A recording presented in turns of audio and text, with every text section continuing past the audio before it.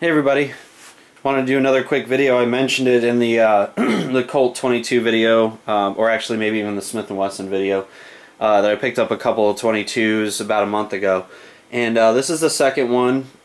This is the H&K MP5 22 caliber version, and I think it's made by Umarex, and just like the Colt railgun, H&K licensed their name to be put on this, and probably some of the specs as well.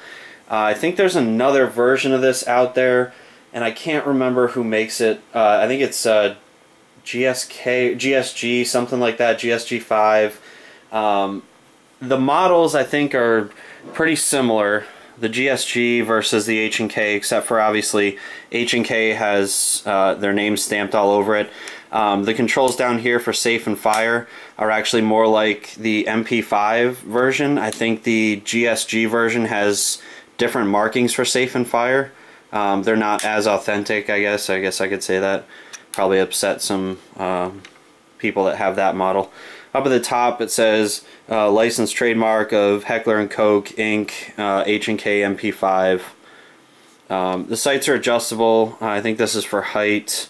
I don't think windage is really adjustable as far as I understand. I think you can put an optic up here. I haven't really looked at too much stuff. I've just been plinking with it. And the safe and fire are ambidextrous, so left or right handers can flip the safety on and off. And again here, just like on the Colt railgun, this is made by Carl Walther. What a shock. And of course up here, U.S. importer, Umarex USA, Fort Smith, Arkansas. So, you know, you are getting something stamped H&K. I don't know what the collector value of these will be in, say, 15 or 20 years. Probably not much. I'm sure these are pretty well mass-produced. These aren't in limited quantities or anything. So I doubt that there'll be too much collector value, unless for some reason they start getting outlawed because they look dangerous and mean. You know, you have the fake suppressor on the end there, big deal. I'd actually rather have that chopped off or taken off.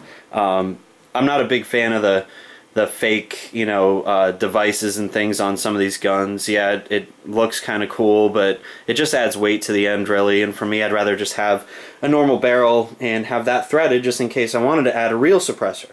And I'm not sure that may be able to be taken off with a barrel wrench or something.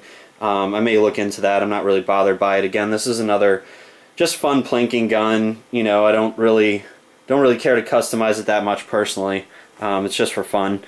The magazine here, I think it holds 25 or 30, which is pretty good.